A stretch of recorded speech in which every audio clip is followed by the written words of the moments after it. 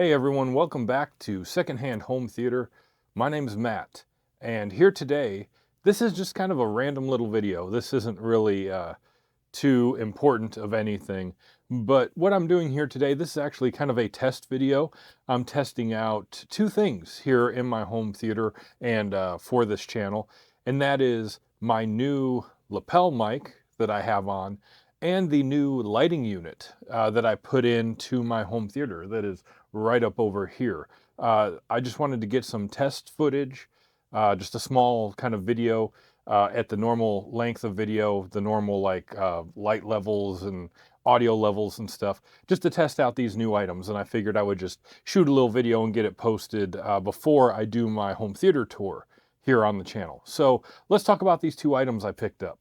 First, let's talk about the light panel. So as I was going through and doing this home theater remodel, revamp, whatever you want to call it, one of the things I did want to do, and I've been wanting to do this for quite a while, was switch out the main light fixture that I had here in my home theater, because I had just a very basic like dome light fixture that you would put light bulbs in, kind of attached to the center of my ceiling here in the drop ceiling, and it provided almost no light, which up until about a year and a half ago when I started doing this channel, I had no real concern for ambient lighting here in my home theater, because when I would watch something here in my home theater, it would be critical viewing with all the lights off, which that concern for ambient light changed once I started doing YouTube videos, because way back when I started this theater, you know, almost 11 years ago when we bought the house, YouTube was not anything I thought about,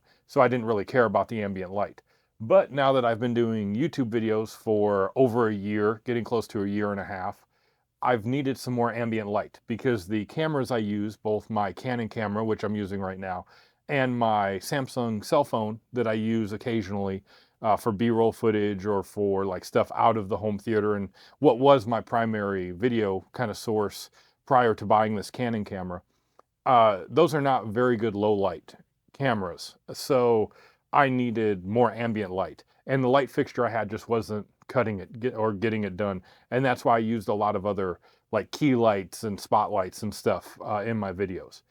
Now, with that being said, what did I put in here? Well, I have a drop ceiling, so I wanted an LED light panel to just sit in the drop ceiling. And so what I picked up is a light panel from, I believe it's called Lithonia. I think I'm pronouncing that correctly. But it's just a very basic LED light panel you can buy off of Amazon. I spent about $75 on it. It was on a special, a sale, and got free shipping on it through Amazon. And it is one of the only things, major things here in my home theater that's brand new. Is that, and then like some of the equipment shelving and stuff that I have here is about the only stuff I have new in my home theater. But anyways, it's a Lithonia 4000 lumen LED light panel. And the one I bought is a 4x2 section. You can also get 2x2 sections. But the way my drop ceiling set up, it's set up in a 4x2 setup, you know, configuration. So I got a 4x2 LED light panel. And all in all, it took about 30 minutes to get everything installed. And that included taking out the old fixture and the old, you know, drop ceiling panel that it was attached to, and then putting the new one in and capping it off and wiring it up. So it didn't take all that long. I'm not an electrician by any stretch. It's very basic sort of stuff. And that's what I have here now, and that is right here in the middle of my home theater. And as you could probably tell from this video already, for the 4 or 5 minutes or whatever this video has been going, the light is way different. It's way brighter in here. And I've still had to use some key lights off to the side to balance out the light here, because with this light, if I was to sit directly under it, I would look kind of like a giant egghead with it. My head just shines really brightly from it. So I have to still figure that out, but that's kind of the reason to doing this video. Test out the lighting and everything, and especially when I get it in my editing software, just to see what I can do with it before I go into my home theater tour and future content down the road. That's the first thing that I wanted to talk about.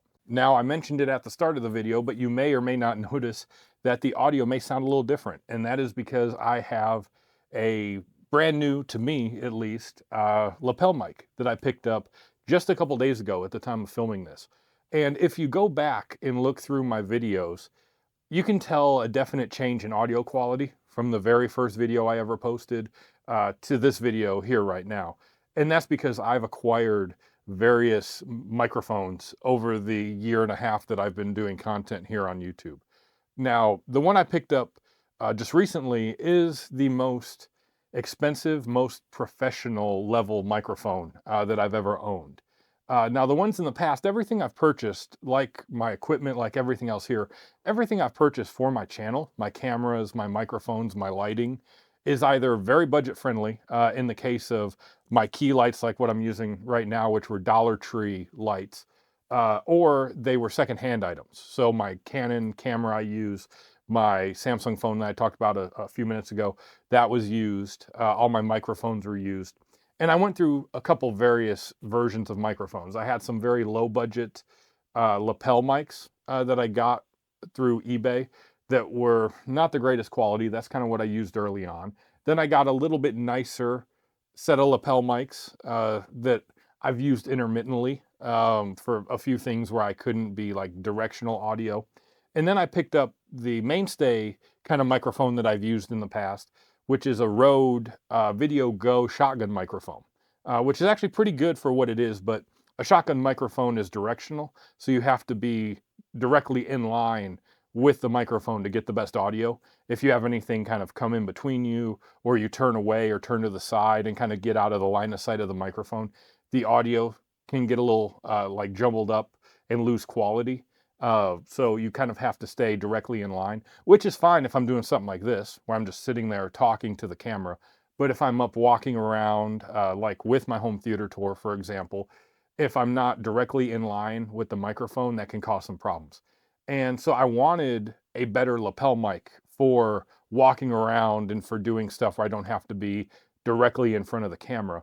And to be completely honest, I've been so caught up with the revamp or remodel of my home theater that I wasn't really planning on buying a new microphone. But this one that I'm using right now, I got it such a good deal I couldn't pass it up. And this microphone is also a Rode microphone, but this is a Rode Link Filmmaker microphone. So this is, I guess, a semi-professional or maybe a very low budget professional microphone. It's a wireless transmitter microphone. So it has a transmitting hub that's connected to my camera there. And then it has a lapel with a cable that goes down to a receiver that I have in my pocket. And it has like 100-foot radius, and it's all done wirelessly, and it's a much higher quality lapel mic, more or less. And normally these things, even used nowadays, it is a little bit older, but even used nowadays, when I was looking online, on eBay and some other sites like Amazon, used listings and stuff, they still go for like 150, 200, $250 used, and they still float around like $250 to $300 new. And I think these were probably closer to like $400 or $500 brand new when they came out, however many, 4, 5, 6 years ago. And I got this one off of Facebook Marketplace for $25, which is an insane deal for something like this, because like I said, this is either a really high budget semi-professional microphone or a very kind of borderline low budget professional grade microphone. And the guy I got it from had listed it literally that day when I had just happened to see it on Facebook Marketplace. And so he was selling it dirt cheap. He just, wanted to get rid of it. And so that's how I stumbled across the deal. And honestly, I'm extremely excited to have a microphone like this. This is the most professional, probably the highest quality microphone that I'm probably going to own here in the foreseeable future on my channel. So yeah, with all that kind of out of the way, the main reason of doing this video really isn't all that important, I guess, in the grand scheme of things, but it was to just do what I'm doing, which is just like recording a normal length video for me and just get a video filmed with this microphone, with this new lighting, so I can just kind of play around with it in my editing program and see like volume levels, see like lighting levels, and stuff like that. So when I get past my home theater tour, I kind of know what I want to do for my future videos, where I'm kind of just like sitting stationary and stuff. But yeah, that's kind of the point of this video, was to give me some material to like do that, where I'm speaking in a normal voice and normal lighting conditions for what I'd be using it for. So with that, that kind of wraps this video up. Like I said, it's not really much of anything, I guess, other than to just give you guys a little insight into a couple things that I've done here in the home theater and for the channel, as all this stuff has been going on in the background. But moving forward, the home theater tour video should be on its way soon. I'm hoping my schedule is going to free up a little bit in the next week or so. So I'm hoping on my off days, I'll be able to get my home theater tour filmed and finished with this new microphone, so I don't have to be staring at the camera. I can walk around in different sections to talk about stuff. I am hoping to keep that somewhat streamlined.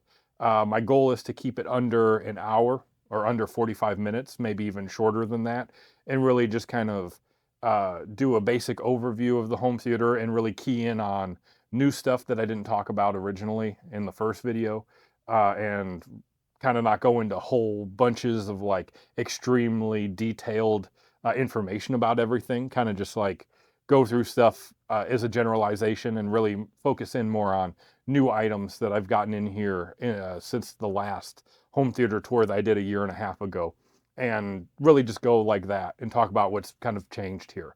But that's kind of the goal, and hopefully what I'm going to get done here in the near future, in the next week or two, as I have free time to do it. If you guys are a first-time viewer, you know, you've just stumbled across this video on this channel, I really appreciate you guys stopping by.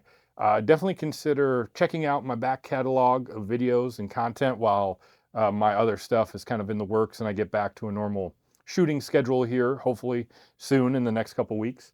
And definitely consider hitting the like button on this video. You know, that helps me out. Definitely consider subscribing to the channel, because I'm going to have a lot of content coming out in the future this year. You know, talking about Laserdisc stuff here in 2025, talking about my new high-end projectors, which, speaking of that, I will mention this real quick before I end this video.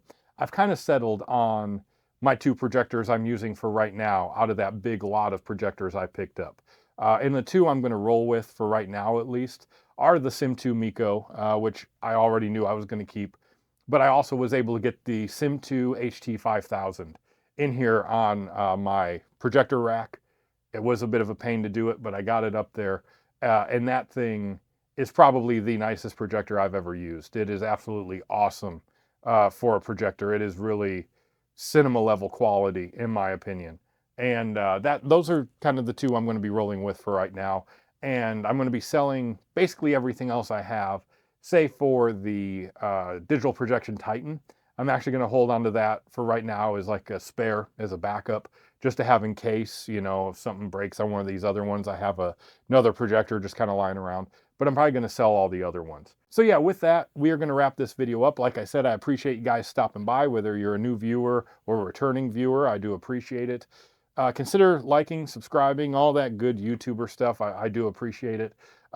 Leave a comment down below. Let me know if you guys like the channel, like the content. You know, let me know if there's anything in the future you guys want to see. Let me know if the audio, if the lighting looks pretty good like this, since this is all first time I'm using this kind of stuff now in my home theater.